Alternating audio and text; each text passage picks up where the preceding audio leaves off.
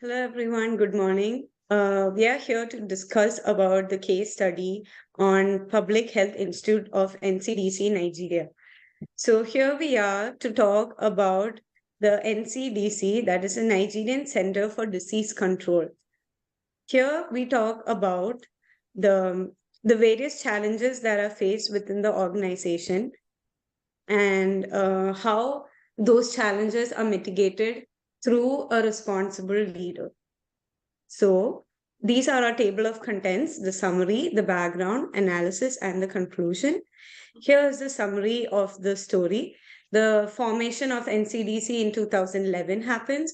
There's a lack of leadership and direction in the organization under the Professor Abdul Salami Nasiri.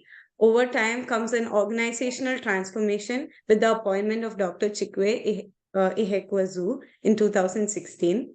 And then the evaluation of the internal and external challenges that are faced in the organization are done. Over the influence of the transformational leadership style by Dr. Chikwe, NCDC evolves into a globally recognized and focused organization. Also, in this background, we are talking about the context. The context here is the creation of NCDC itself in response to infectious disease outbreaks. So, even in the past, there were diseases such as yellow fever outbreak that had happened, and Nigeria was not well equipped to handle such a massive outbreak. And then over time, NCDC was formed as a response for disease preparedness. So NCDC was established in Abuja, Nigeria. And the time period here in the case study is 2011, that is from the establishment of the institute to 2020, where COVID-19 pandemic happened. The sector here is public health, and the type of organization is a parastatal public health institute. So parastatal public health institutes usually refer to government institutes which don't have like complete control by the government, but are also parts of the government. Here, the key characteristics of NCDC are the technical working groups, disease surveillance, epidemic preparedness, health emergency management.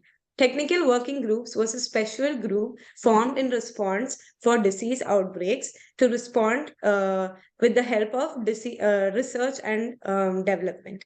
So these technical groups had very much knowledge about what to do and prepare for an epidemic that would happen in the future. Also, in this case, we have an organizational culture chart. So, before when the establishment of NCDC happened, various ministers from the FMOH, that is a Federational Ministry of Health, was taken. And then different ministers from all these different agencies were put into NCDC to take care of NCDC. And then the Director General, who was Professor Abdul Salami Nasidi, who was a retired director from FMOH, was chosen to reign over the organization. However, the employees were not satisfied and they lacked a sense of goal and a vision in the organization. They just felt like they were not able to do well. And they felt that it was a very toxic environment and that they did not have any chance of growth. So, in the cultural organizational chart, there's a director general that eventually comes in the picture. That is Dr. Chikwe Ihekwezu. And he replaced this other director general. And this person became a transformational servant leader in NCDC. So, under him came other departments, that is emergency preparedness and response, under which were 5 other departments that were surveillance and epidemiology, laboratory services, prevention programs and knowledge, administration and HR, finance and accounts. So under Director General Chikwe, there were 4 chief executive officers that were chosen from the parastatals, and under them was just a total of 60 to 70 colleagues within the organization. This was not enough to handle the huge complexity and the size of a country such as Nigeria. So Dr. Chikwe had to walk in and do a transformational change and incorporate servant leadership to make a better change for the organization.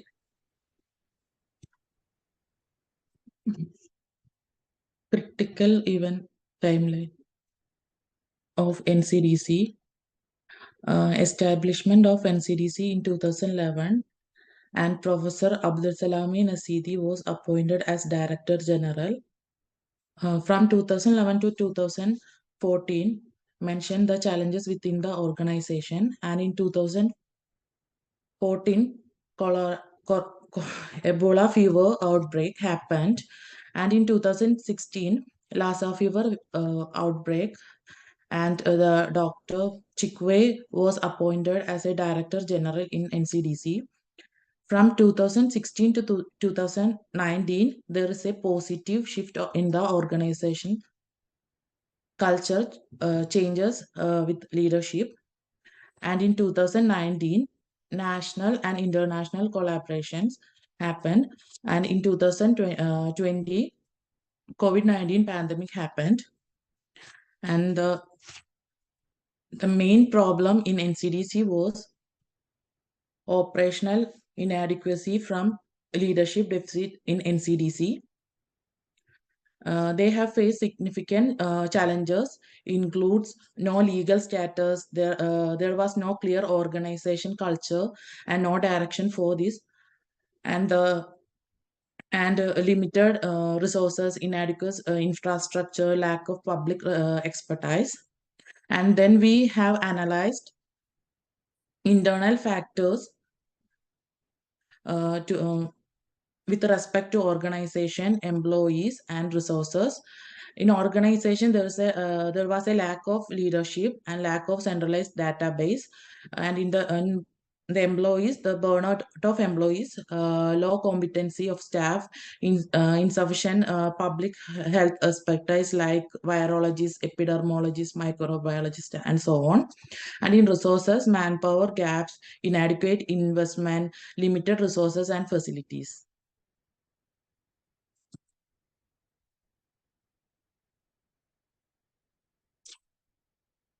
Now I will discuss about external factors. So in the early days, NCDC did not have any legal status from the Nigerian government. There were several outbreaks of different infectious diseases during the time period. To protect public health and lessen the infectious diseases, NCDC's ability to manage and control these outbreaks was necessary. Staff was insufficiently motivated to perform their duties properly, as most of the part of NCDC is donor funded. So most of the times, significant number of diseases will get more funded than other, which as a result somewhat hindered the ongoing research and development process in different aspects of the field. So now I will discuss about solutions. We have three scenarios here with the regard to employees, organizational culture, and partnerships.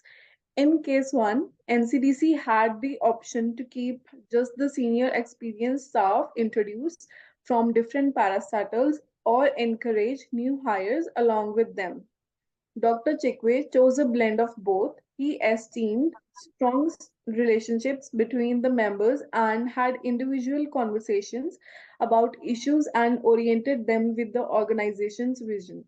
Also, with regard to low remuneration of the staff, Dr. Chekwe found alternatives to incentives and acknowledged outstanding employee effort.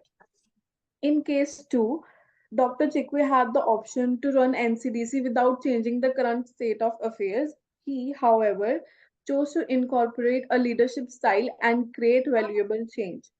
In case 3, the Director General took NCDC to a higher level. He reached out to collaborate for partnerships with various national and international organizations such as World Health Organization, Tony Blair Institute for Global Change, and Public Health England, and many more. This created a pathway for funding and other resources for NCDC. NCDC did not select the best alternative, uh, did indeed select the best alternative options when taking into account the results and impact they were able to achieve through the alternatives they chose. NCDC's main problems were solved by a mix of soliciting outside assistance and forming partnerships, investing in training and capacity building, and putting in place as an integrated surveillance system. Collaboration on talents, abilities, and skills produces exceptional results. Overall, the chosen course of action has significantly improved the NCDC's operations and bolstered Nigeria's public health response. It was wise choice on the part of the organization to actively seek out chances and challenges for individual learning, character development, and growth.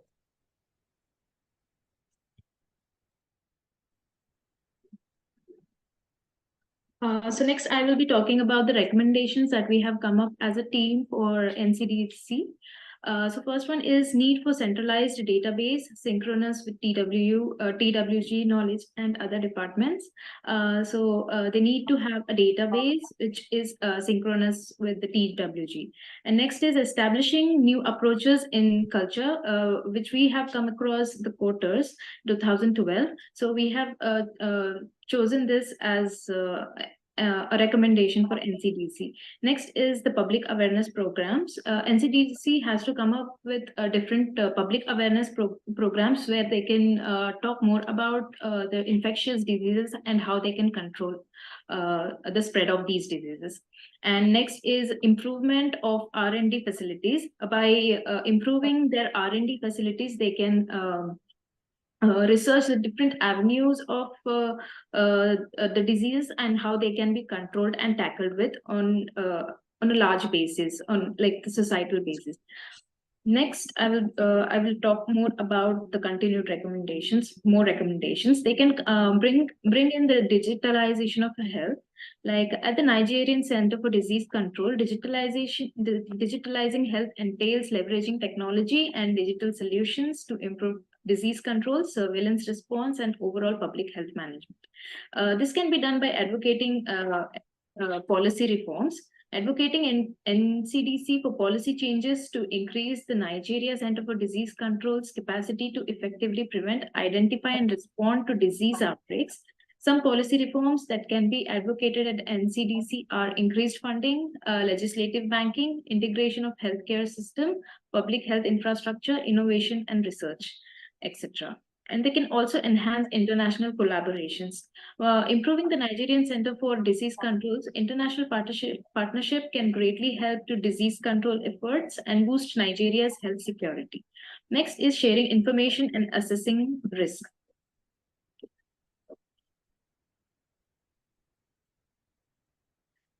Then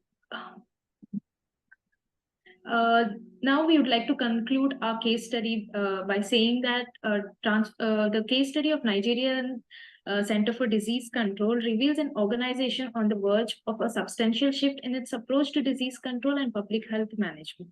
The NCDC has demonstrated a significant commitment to improving Nigeria's ability to prevent, detect, and respond to infectious disease outbreak, as well as to developing a resilient healthcare system. To conclude, the Nigeria Center for Disease Management is undergoing a transformation as evidenced by a change towards a proactive approach to disease management, strong collaboration and investments in capacity building. The NCDC has the ability to make major achievements in safeguarding public health, strengthening the healthcare system, and effectively reacting to future disease outbreaks in Nigeria with continuous dedication, proper resources, and continual improvements. So these are the references. And okay. So pertaining to the question that we have come up as a team for NCDC is that how is NCDC geared for pandemic preparedness and strategies for emergency response in the light of recent COVID-19 pandemic? With this, we conclude our case study, and here are the list of references. Thank you so much.